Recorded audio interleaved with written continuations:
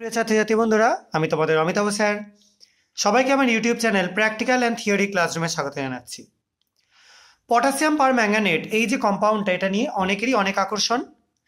আজকেও তোমাদের জন্য সেই পটাশিয়াম পার ম্যাঙ্গানেট সলিউশনেরই একটা এক্সপেরিমেন্ট রয়েছে।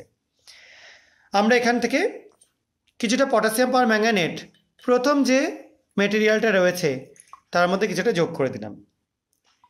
এরপর যোগ করলাম দ্বিতীয়টায় এবং যোগ করলাম তৃতীয়টায়।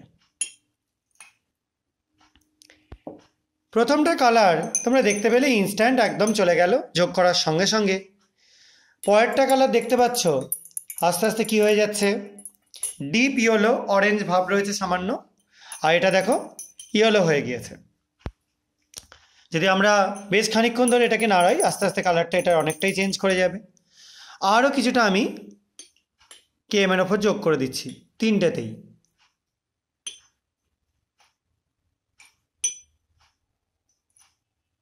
দেখো এটা একদম দেওয়ার সঙ্গে সঙ্গে কালার চেঞ্জ।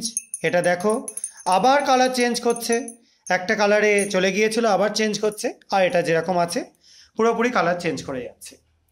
তো আলটিমেটলি আমরা কি এক্সপেরিমেন্ট করলাম বা কি হলো সেটা নিয়ে এবার এক্সপ্লেন করে দিই।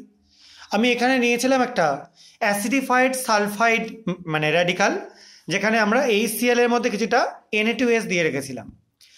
সেকেন্ডের যেটা সেটাই নেওয়া ছিল NaOH প্লাস সুক্রোজ সলিউশন। আর থার্ডেরটা যেটা সেটাই ছিল মোর সল্ট বলে একটা কম্পাউন্ড, তোমরা সবাই জানো। তার মধ্যে NH4 হোল্টওয়াইজ SO4 FeSO4 6H2O থাকে, সেটা আর H2SO4। তাহলে এটায় যে রিয়াকশানটা হলো সেখানে সালফাইড তৈরি হওয়ার জন্য দেখো টার্বিড বা ঘোলাটে হয়ে যাচ্ছে। তোমরা দেখে বুঝতে পারছো আশা করা যায় কালারটা সবার ভালো মতোই বোধগম্য হচ্ছে। আর এর সঙ্গে সঙ্গে এখানে MnCl2 তৈরি হওয়ার জন্য এটা ডিজলভ হয়ে গেল। এটা অ্যাসিডিক মিডিয়ামে একটা রিডাকশান হলো KMnO4 এর। এটা একটা বেসিক মিডিয়াম ছিল NaOH আর সুক্রোজ, তার মধ্যে KMnO4 দেওয়াতে প্রথমে সবুজ হচ্ছিল, দেখতে পাচ্ছিলে সবুজটা হচ্ছিল K2MnO4 হওয়ার জন্য, মানে +7টা +6 হচ্ছিল রিডাকশান হয়ে। এখন যেটা হয়ে যাচ্ছে সেটা MnO2-র জন্য। এটা যদি আরও দীর্ঘক্ষণ রেখে দেওয়া হয় এটা পুরো কালারলেস হয়ে যাবে, ঠিক আছে। সেখান থেকে আবার Mn+2 স্টেটে চলে যাবে। এখন আপাতত Mn এখানে +4 স্টেটে আছে।